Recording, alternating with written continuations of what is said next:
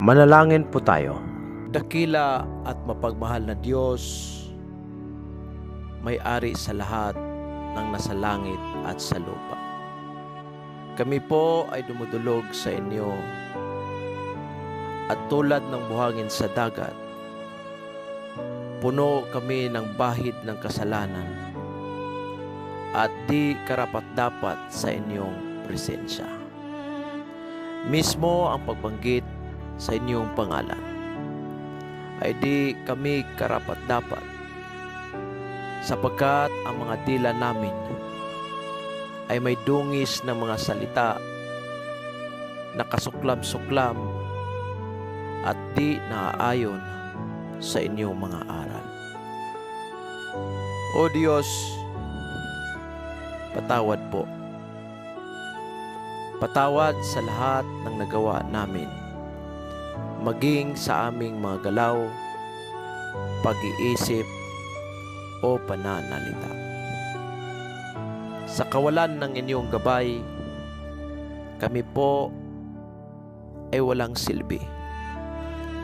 Dakilang Ama, andito kami, nagtitipon, nagbabasakali na sa pamamagitan ng iyong awa, muli mong ibuhos ang makalangit na kaalaman na siyang magbigay daan sa aming pag-unawa sa mga leksyon na aming aralin, upang sa ganon magamit namin bilang isang epektibong instrumento sa inyo at sa komunidad. O Diyos, sa inyong patnubay, kami ay sumasandal at umaasa. Salamat. Maraming salamat sa pagpakamatay sa krus upang kami tubusin mula sa makalinlang na daigdig. Ang lahat ng ito ay aming pinapanalangin. Amen.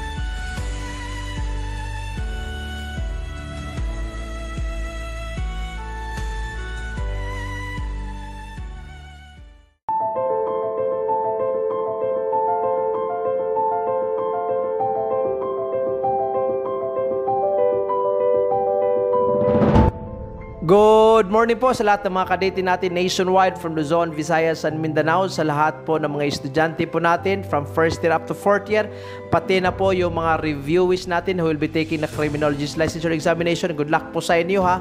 God bless po. I hope you will pass. I pray that you will pass the board examination. Sa lahat ng mga estudyante po natin, allow me to promote again yung Bitcoin book po natin. Mga kadete, pag pumunta ka ngayon sa Lazada at saka sa Shopee, pati sa TikTok, may store dyan sa TikTok, di ba? May mga reviewers na binibinta po almost 2,000. Pero yung libro na yan, may 2 areas lang. Okay? Ibig sabihin, kasi 6 na areas tayo, kailangan mong bumili ng 3 na books. Sometimes aabot yan ng 5,000 to 6,000 ang mahal. Pero ang Bitcoin book po natin, ito ang maganda, ha? Ang Bitcoin book po natin, isang libro lang yan. Andun na po, nakakompile na, nakakompact na yung 6 major areas plus question and answer portion. Almost 800 pages po yan, mga kadete. Font size, imagine, 10 lang, ha? 10 yung lang yung font size, back to back. Napaka-conveniente na po, tsaka komportable pong dalhin ang isang libro. Napakapal po ang libro. So, pag bumili kayo, napakamura lang, mas mura sa 5,000 at saka 6,000 na dapat nyong bibilhin, na dapat nyong gastusin pag bumili kayo doon sa Shopee at saka sa Lazada. Align na din po yan sa latest table of specification. Ang ganda po ng libro, yung hardbounding po natin, napakapulido po. So I would suggest sa mga first year po natin, ha, huwag na kayo maghintay maging second year. Mag-avail na po kayo para at least may magamit kayo sa eskwelahan. Yung third year at saka yung fourth year, it is already a must. Must na po yan para sa inyo. It is a must for you to avail on the book para po makapag-prepare na po kayo sa board examination. Pag bumili kayo after graduation, medyo alanganin tayo sa oras. Pero pag bumili kayo third year pa lang, nag-advance reading ka na, hindi ka na mahirapan sa review. hindi ka na din mahirapan sa pag-prepare for the board examination. So I suggest, mag-avail po kayo ha. Pwede kayong magtanong doon po sa Facebook at saka sa Messenger. Wag po sa comment section, okay? May pangalan po ako dito sa video description. You can search me in Facebook or in Messenger, okay?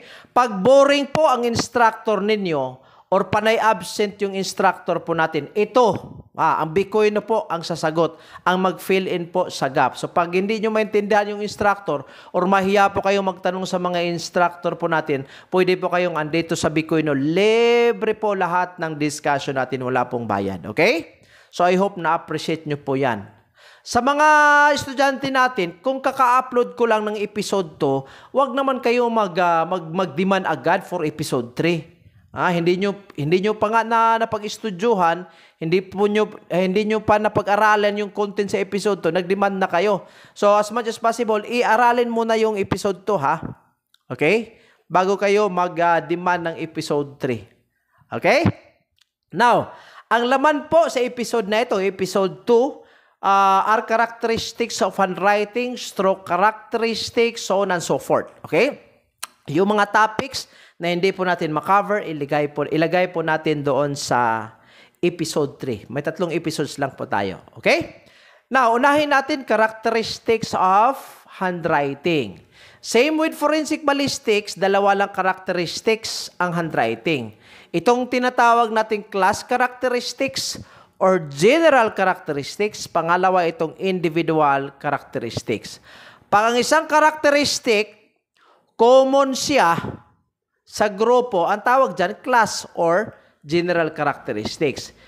For example, pag magsulat ka ng letter A, di ba? Isang linya, pangalawang linya, 3 linya.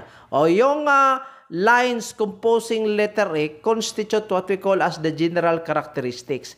Pero pag dagdagan mo yan ng loops, dagdagan mo yung letter A mo ng embellishments or any other kind of additions on the letter, yung mga additions, yung mga supplements, yung mga embellishment na yan will form what we call as individual characteristics. Itong individual characteristics, ito po yung tinatawag nating unique features that will distinguish one person's handwriting from another. Kasali na po dito yung slanting natin, yung baseline natin, so on and so forth. Now, ang general rule of thumb natin mga kadete ha, pag 2 samples, isang exemplar, tsaka isang questioned specimen, pareho sila ng individual characteristics, ang presumption po natin na ang handwriting na 2 come from one single human being. Okay? Yun po ang general rule of thumb.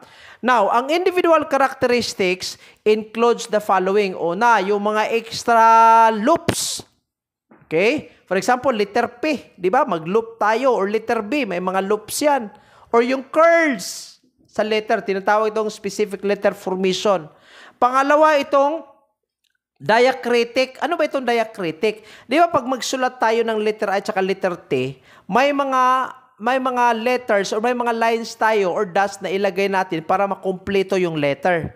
For example, pag letter I, ano ang ilagay para makumpleto yung letter I? Di ba dot? Pag T yan, paano makumpleto yung letter T ba? Di ba maglagay ka ng dash sa gitna or sa taas. Itong mga dash or itong dot, we call that one as diacritic placement. May iba, inilagay yung dot, mataas yung distansya from the vertical letter. Yung iba naman, napakalapit lang. Yung iba, maglagay ng T, naka-diagonal. Yung iba, naka-horizontal. Iba-iba po kasi yung individual characteristics po natin sa paggawa po ng diacritic. Pangatlo, itong mga additions, itong embellishments. Embellishments, ibig sabihin, mga decorations ba? Nilagay natin. Mga flourishes, embellishments, additions, na ilagay po natin like loops and swirls. And then, yung pang-apat, itong baseline habits. Ano ibig sabihin ng baseline? From the word base, ibig sabihin, dito mag-rest, linya na dito po mag-rest yung mga letters po natin. For example, pag bond paper yan, walang linya. Di ba? Matingnan po natin kung ano ba yung baseline habits po natin. Pataas ba yung writing natin? Pababa ba? Or straight ba talaga? Okay? Depende po kasi yan kung anong klaseng handwriting ang nasa isang tao. Next, itong individual writing speed. The speed at which a person writes which can affect line quality and spacing. Pag nagmamadali ka daw, ibig sabihin, apektado yung handwriting mo. Maraming curved lines, maraming angles pag nagmamadali. Pero pag slow yung handwriting, napaka-smooth. Okay? Yung rhythm of handwriting can easily be spotted. Okay? Depende po ang individual writing speed po kada tao. But again, ang writing speed po natin maka-affect po yan sa quality ng pagsulat po ng isang tao. Okay?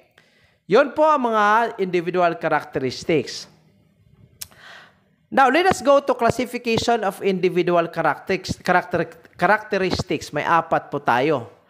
Pag ang isang characteristics na individual is found always in his handwriting, talagang makikita always. Ang tawag po sa individual characteristic na yan is permanent. Permanent individual characteristics. Pero, pag ang kanyang individual characteristics can be found in a group of writers who studied the same system of writing. For example, yung pagsulat ng isang doktor, di ba? Nung ang pagsulat po sa isang doktor, pag may resita po, iba po. So ang manner of writing of physicians are very different on the manner of writing of an ordinary guy. So yung common po sa kanilang grupo, tinatawag po itong common or usual. Okay? Yung occasionally found in the handwriting of a person, ibig sabihin, seldom lang makikita, ang tawag po dyan, occasional individual characteristic. Yung pang-4, yung characteristic that can only be found in 1 or 2 persons in a group of 100 individuals.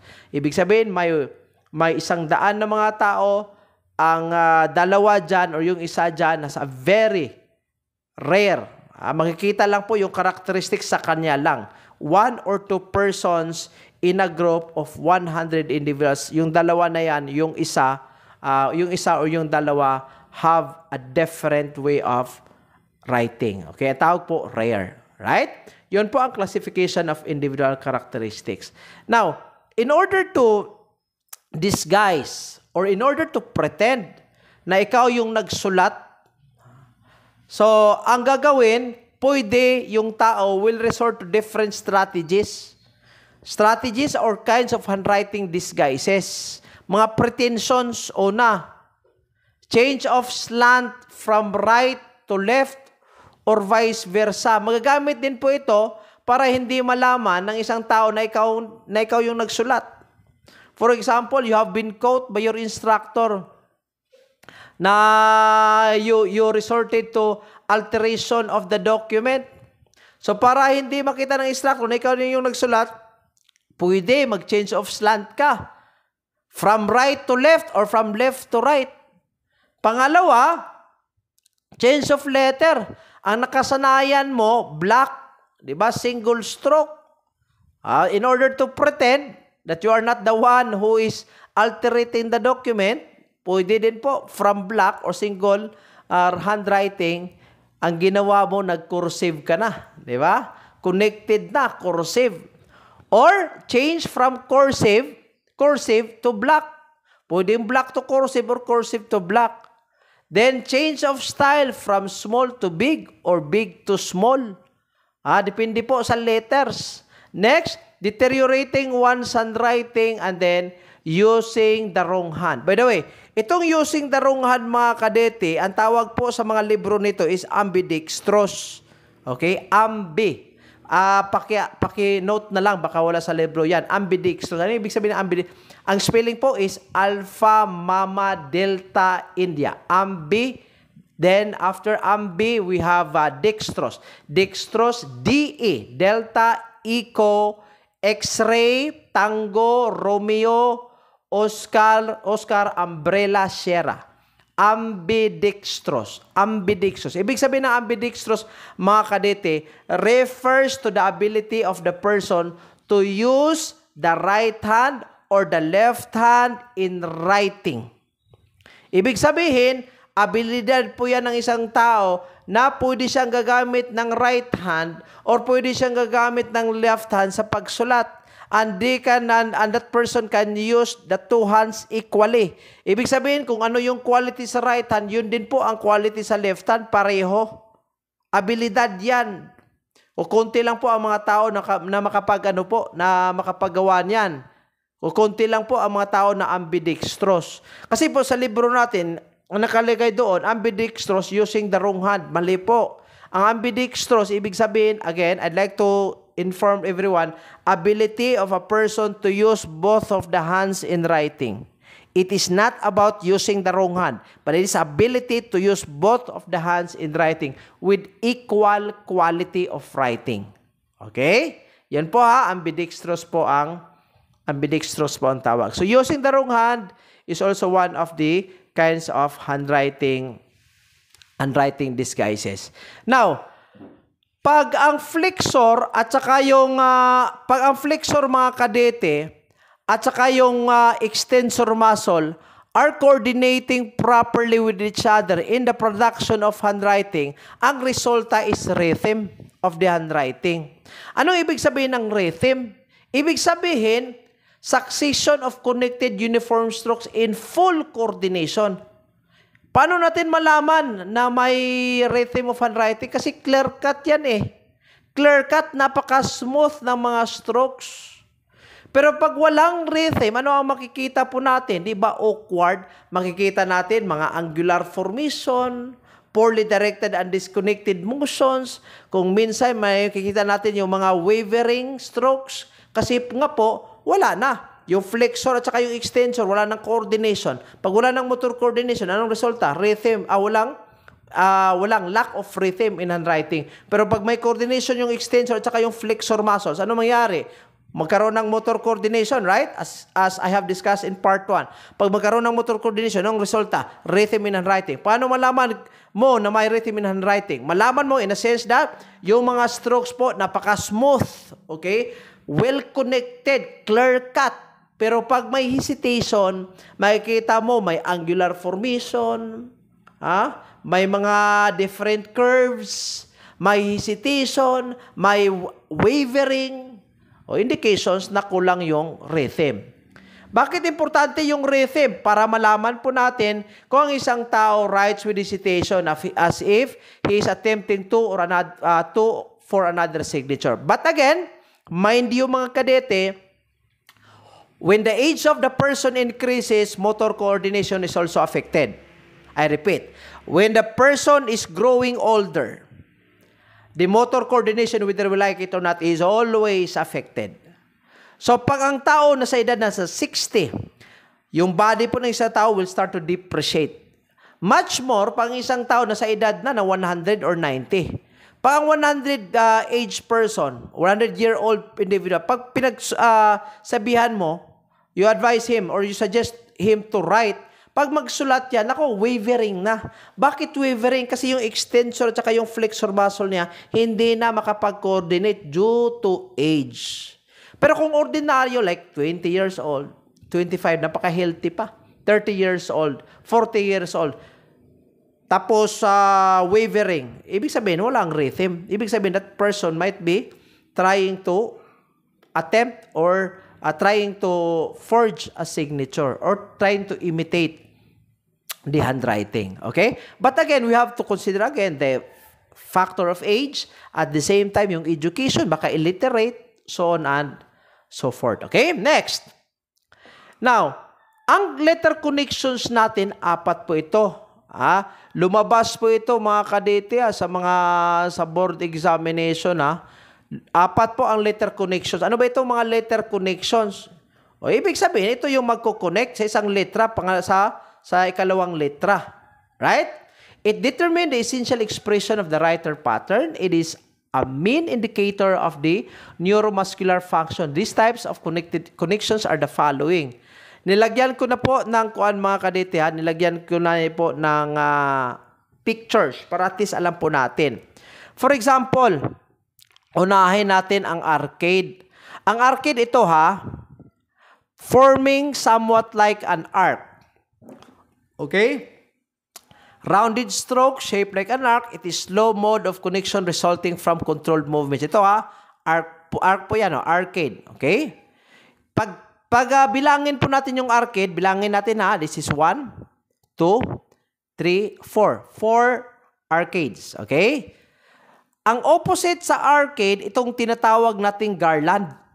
Okay? Pag ang arcade, rounded stroke shape, pataas po siya, nasa taas po, ang garland nasa baba. Okay? Upward po yung arcade, ang downward, itong tinatawag nating garland. Okay? So, links the downward stroke to the upstrokes with a flowing curve swinging from left-right. It is an easy, effortless made of connection written with speed. Okay? Tingnan po natin kung ilan ba ang garland dito. 1, 2, 3, 4, 5. Okay? 5 po ang garlands under this handwriting. Okay? So, ang pinagkaiba, arcade, nasa taas siya. Ang garland, nasa mababa. Okay? Upward, arcade. Downward, garland. I hope nakuha. Next, angular connective form. Bakit angular siya? Kasi po, makikita mo, angles abrupt stop and start in each turning point. So, instead na magporma siya ng curved lines para ma-form yung arcade, hindi. Parang nag-stop siya doon sa taas, forming like an angle. Ang tawag po dyan is angular connective form. Tingnan po natin kung ilan po ba yung angular connections. Number 1, number 2, number 3, number 4. So, 4 po dito. Kuha. Pag ang isang handwriting, parang nasa, parang doktor, parang physician, usually ang connection po ang letter of connection is thread-like connective form. Okay? Thread-like in a sense that it looks like a thread. Okay? So, pag makikita nyo po, itong thread, o dito forma po siya ng thread. The joining of upward and downward stroke is slurred to a thread-like tracing or where rounded turns used at both top and bottom produce a double curve appear both in the shaping of letters within a word. Ibig sabihin, yung nasa taas at saka yung nasa mababa, yung arcade at saka yung garland parang nagsiabot na sa isang common point, forming like a thread. Ito po ang 4 na letter of connections. Okay? So, dito mga kadete may additional example po akong inilagay Right? So, pag unahin natin yung arcade arcade. So, ito may 3 arrow lang ang inilagay ko pero maraming arcade dito. Tingnan natin. This is 1. Kindly follow my cursor This is 1, 2, 3. So, sa letter na ito, may 3 na arcades. Next, this one, arcade. And this one is arcade also. So, basically, 1, 2, 3, 4, 5. May 5 na arcades in these 3 letters or in these 3 words. So, now, pag garland, tingnan natin. Lagyan ko ng arrow. This is 1, 2, 3, 4, 5. May 5 din po na garlands. And then, angular formation, we have 1, 2, 3, 4, 5, 6, 7. May 7 po na angular formation. And at the top, forming like a wool or forming like a thread is a thread. Thread-like connective form. Okay? So, may mga examples na po yan para at least mas maintindihan po natin. Next, puntahan natin yung stroke. Ito mga kadete, marami din po ang lumabas dito. Ano ba ang stroke? Series of lines or curves written in a single letter. Ibig sabihin, pag magsulat ka ng letter A, ilang stroke ba yan? This is 1, 2, 3. O mga linya, 3 linya para mamporma po yung letter. May 3 strokes ka. 1, 2, 3. O yung 3 na yan, na mga linya, consist of what we call as a stroke. A stroke is also defined as one of the lines of an alphabet or series of lines or curves within a single letter, the path traced by the pen on the paper. Again, stroke, mga linya, mga curve na dapat isulat para maporma yung isang letra. Okay? Iba't iba po yung mga stroke characteristics po natin mga kadet. Pag walang picture, ibig sabihin, hindi ko na nilagyan kasi po very understandable. Pag may picture, ibig sabihin, I need to explain it more. Okay? So, I want you to bear with me, mga kadets, ha? Una, itong arch. Ganina, pinag-usapan natin, letter of connection. Isa doon is yung arch. Ano yung arch? A curve formed inside the top curve of loop as in a small letter. For example, pag letter H, isang arch yan. Pag letter M, dalawa. Pag N, isa. Pag P, isa. Okay? Next, ascender and descender. Opposite po ang dalawa. Pag ascender, ibig sabihin at the top portion of a letter or upper loop. Pero pag nasa lower portion naman, tinatawag siyang descender. For example, B, D, F, G, J, P. Okay? Itong B, D, F, itong naka-color na ito, color orange, tawag po nito ascender. The top portion of a letter or upper loop. Pag nasa lower portion naman of a letter, tinatawag itong descender. Okay? Next. We also have the so-called baseline. Kanina, pinag-usapan natin, di ba? Baseline. Ano yung itong baseline? It's an imaginary alignment, imaginary line of a letter to find out whether there is an alignment. Pag magsulat tayo sa bond paper, di ba? Walang linya yan.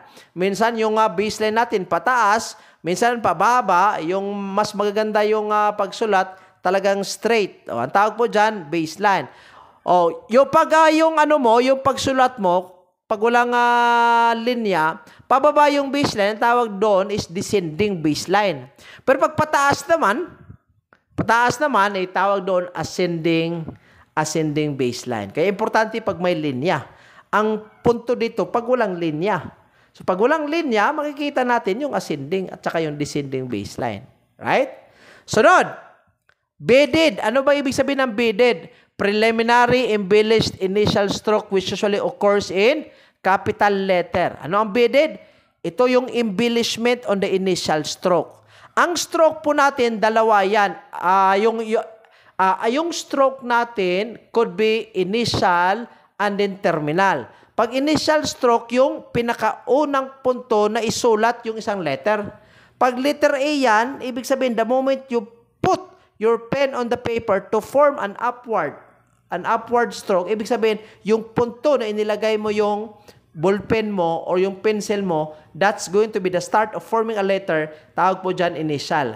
Yung pag-lift mo po sa pen, kasi pinaka-last na yon sa isang letter, let's say for example, pag letter A, yung pinaka-last that you are going to pull the paper from the paper para maporma na yung isang letra, ang tawag po doon is terminal stroke. From the word initial, beginning. Terminal, yung last. Okay? So, pag beaded, embellishment siya sa initial stroke. Di ba? Pag Monica, nakalagay dyan, itong pinakauna, embellishment na ito, ang tawag nito is beaded.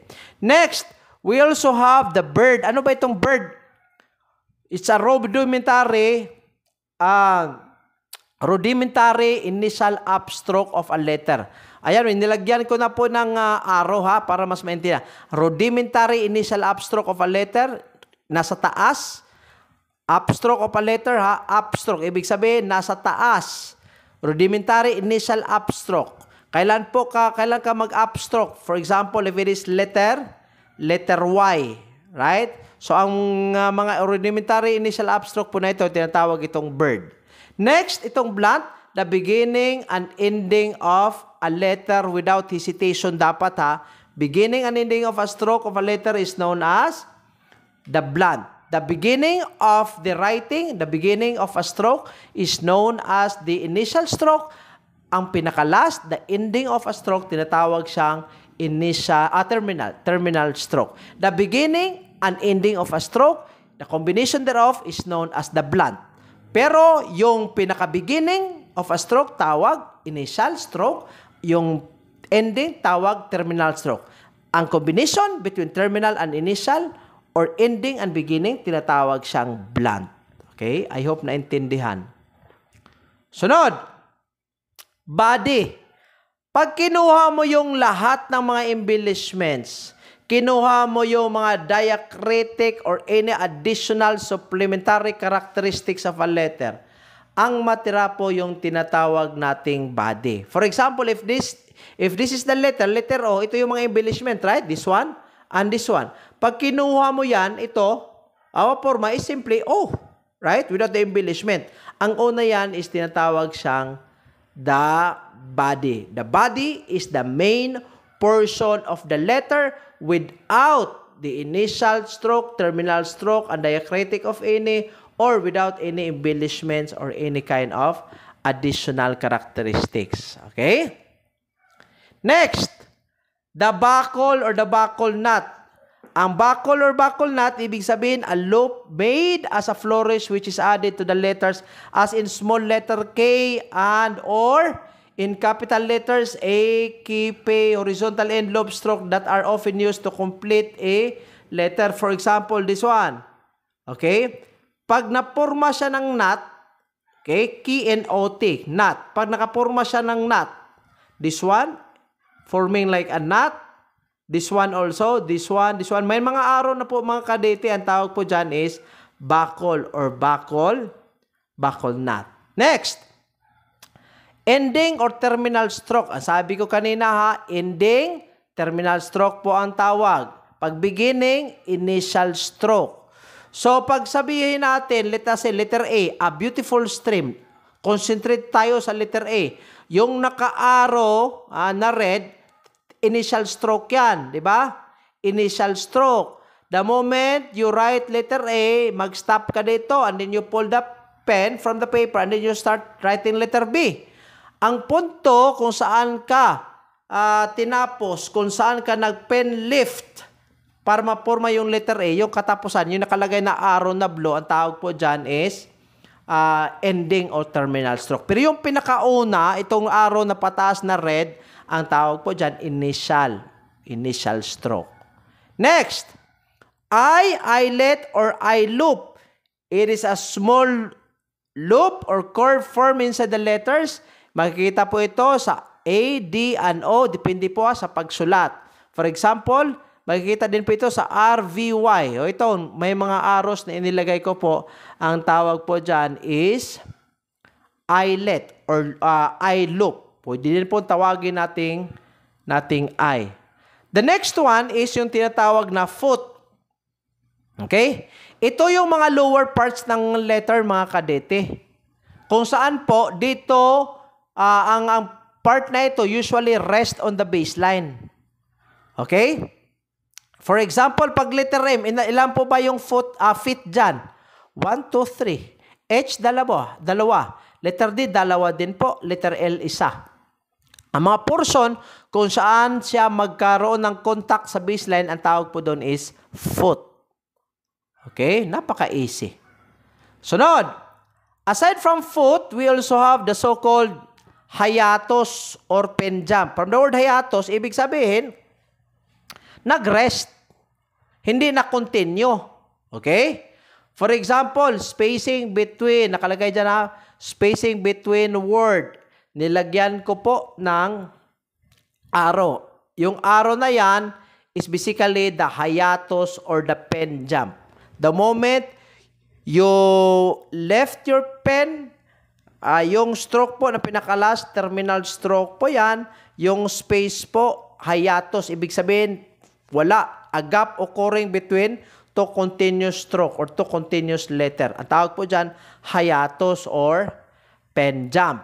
On the other hand, may tinatawag din po tayong hook. Ano ba itong hook? Parang kawil siya.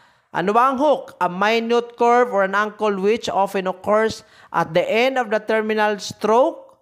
It is also sometimes occur at the beginning of an initial letter, the terminal blah blah blah, forming like a hook. Ito po, for example, letter A, this is a hook.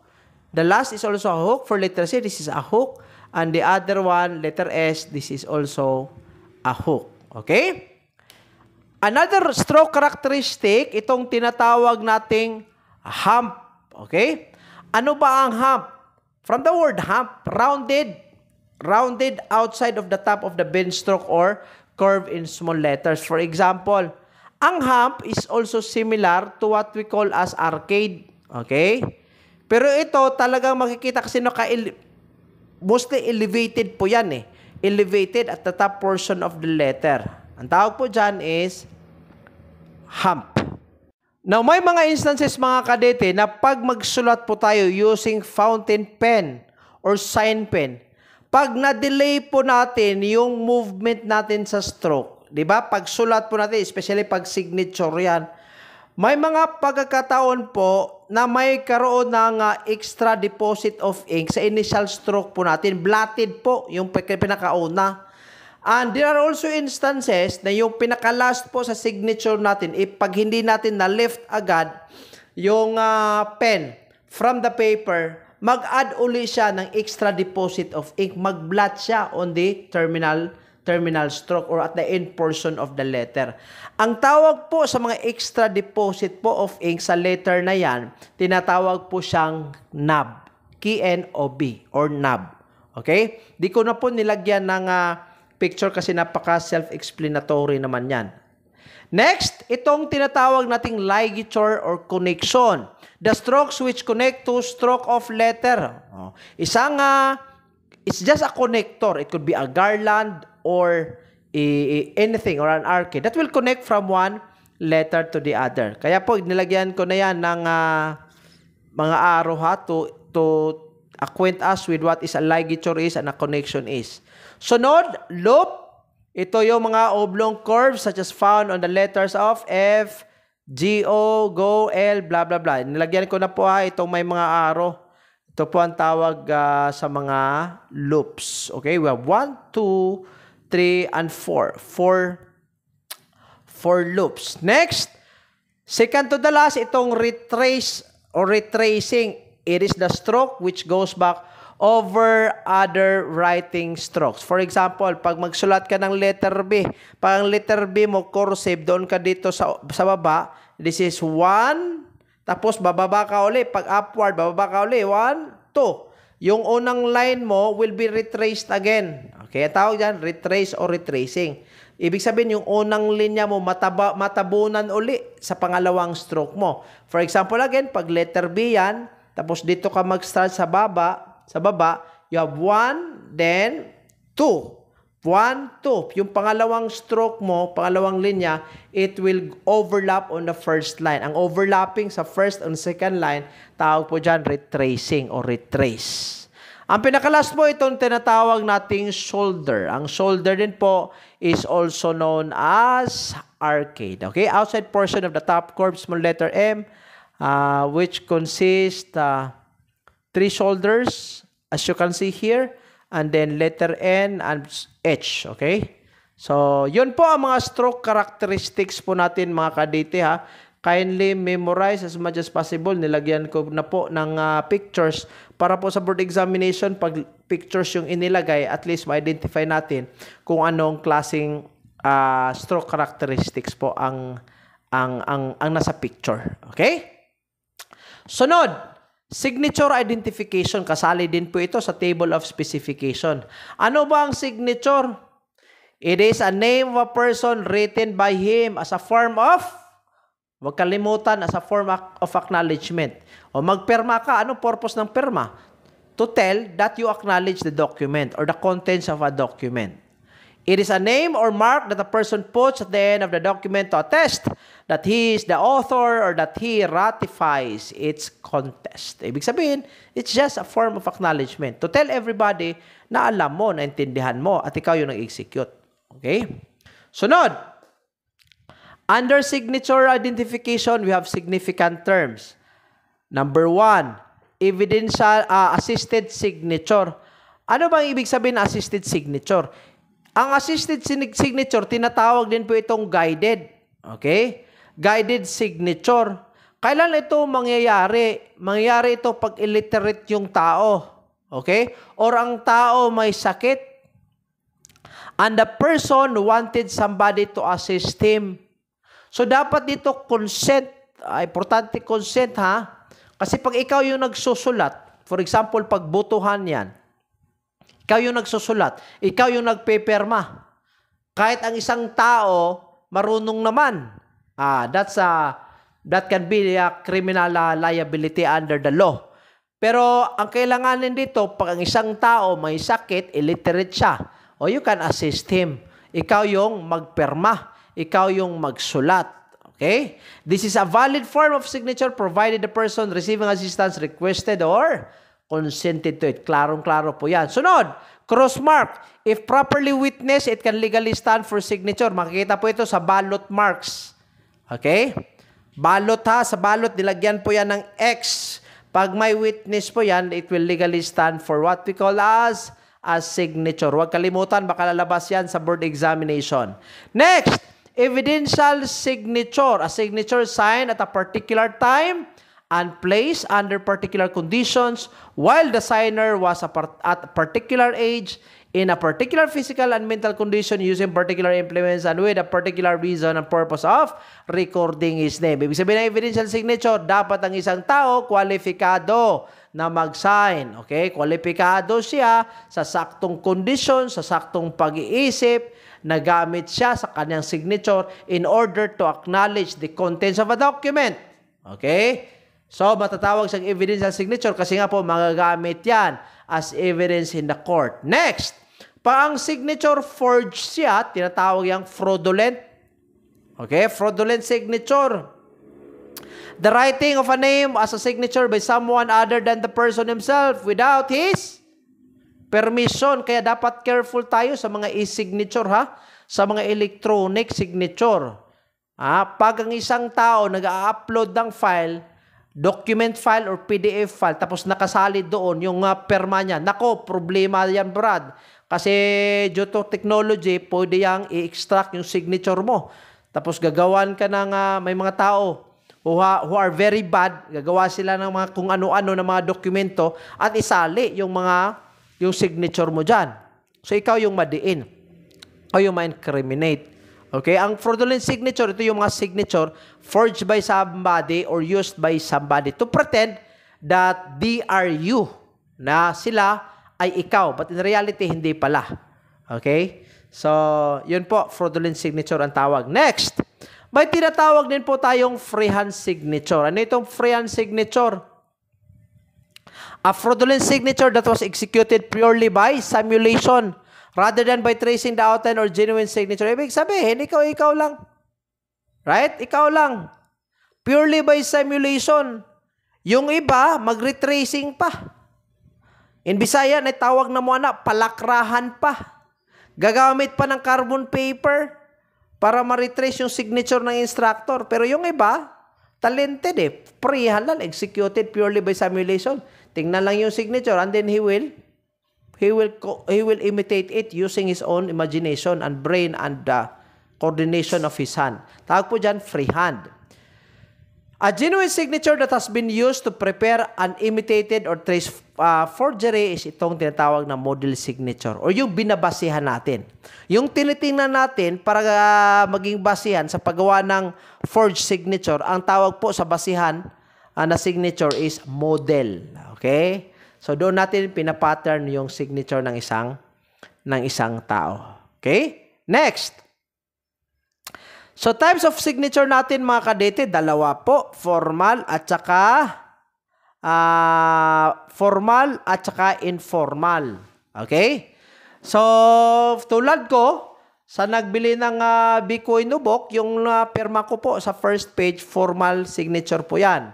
Pero yung signature ko napaka-komplikado, napaka-complicated nung araw nga, naging signatory ako sa isang clearance ng isang university. Aabot ng 3 ball pens ang gagamitin ko sa clearance alone kasi ang taas ng signature ko. Ang tawag po dyan, formal signature. Ito po yung ginagamit natin pag formal po ang transaction. Okay? Tinatawag din itong conventional or copybook form. So, yung detalye ng signature talagang present. Okay? Sa isang dokumento. Ginagamit din po ito pa ang dokumento formal din po. Right? For example, pag nag-execute ka ng deed of sale, hindi pwede yung informal, dapat formal signature. Cheque or may mga MOA, Memorandum of Agreement, Memorandum of Understanding, dapat formal yung signature natin. Pero pag routine lang yan, personal correspondence, routine, ibig sabihin yung mga daily activities po natin. For example, pag mag-sign ako ng library card, ang estudyante pupunta ng library and then I will sign it to prove na pumunta siya ng library. I don't have to use my formal signature kasi napakataas. I only use my initial. Right? I just put BC as a form of signature. Ang tawag po dyan, informal or cursory. Okay? So, we have, if the signature is forged, it has to be identified. Okay? I-identify po natin para malaman kung sino po ba ang may-ari. Now, ang signature identification, mga kadetid, napaka-importante ito, especially in bank. Okay?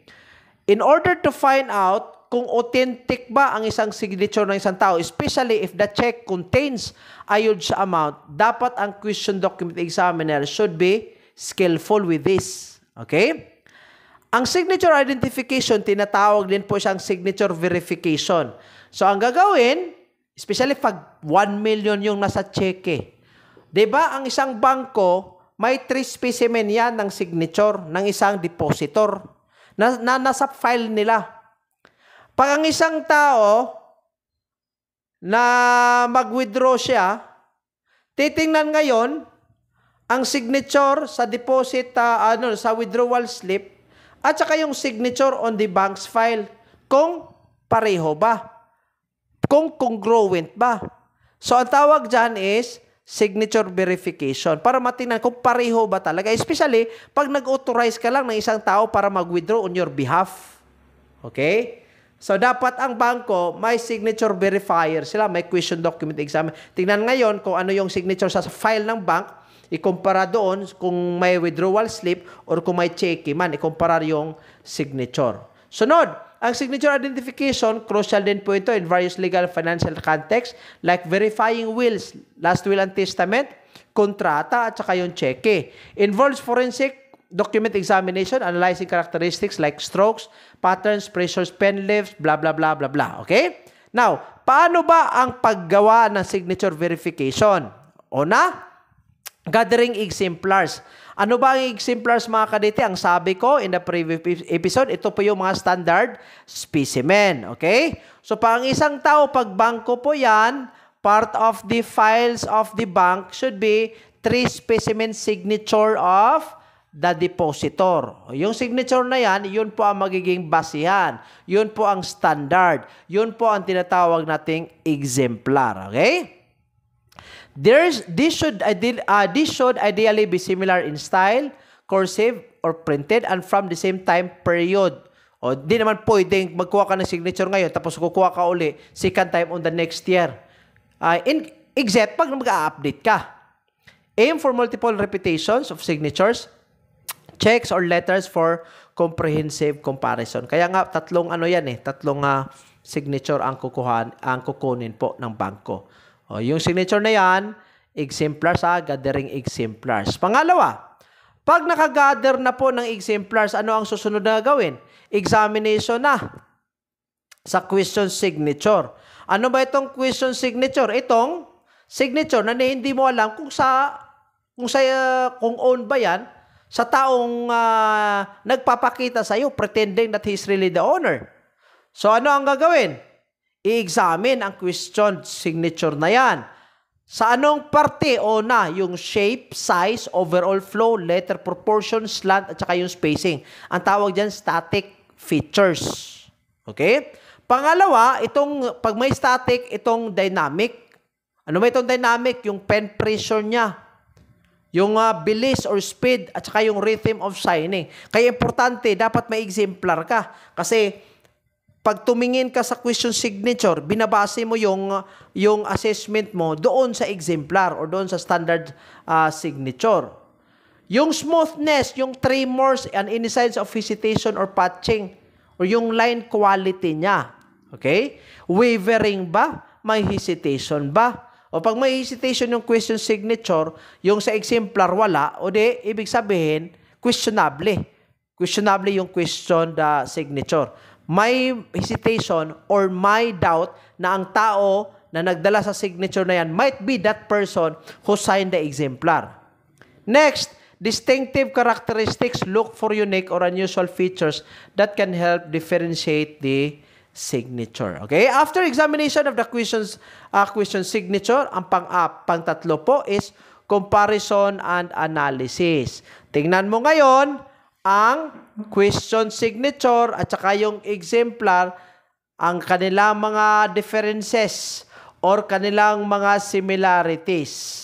Then you analyze the consistency of the question signature, and then a combination of shared characteristics, not just a single feature, is typically required to conclude authenticity. So kung pareho yung characteristics nila, pareho yung pen lift, pareho yung strokes, pareho yung wavering niya, pareho yung spacing, pareho yung baseline, that will tell you na ang dalawang dokumento pareho, okay? Coming from one person. Ang problema kasi dito, pag ang isang depositor is just represented by somebody, nagbigay lang siya ng authorization. So, especially pag big amounts. Next, pag tapos na po yung comparison and analysis, proceed ka na sa documentation and reporting. Doon muna po, i-document yung observation mo, yung findings mo, at saka yung detalye sa pag-analyze at saka pag-compare. After documentation and reporting, kasali na din po dyan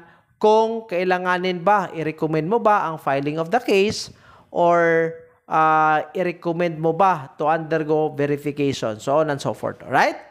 So, basically, yan po ang proseso sa pag-identify po ng signature. Ginagamit po ito pag ang isang dokumento, yung mga formal, especially pag cheque, pag last will and testament, or pag memorandum of agreement, deed of sale, so on and so forth. Yung mga importante na mga dokumento. Okay?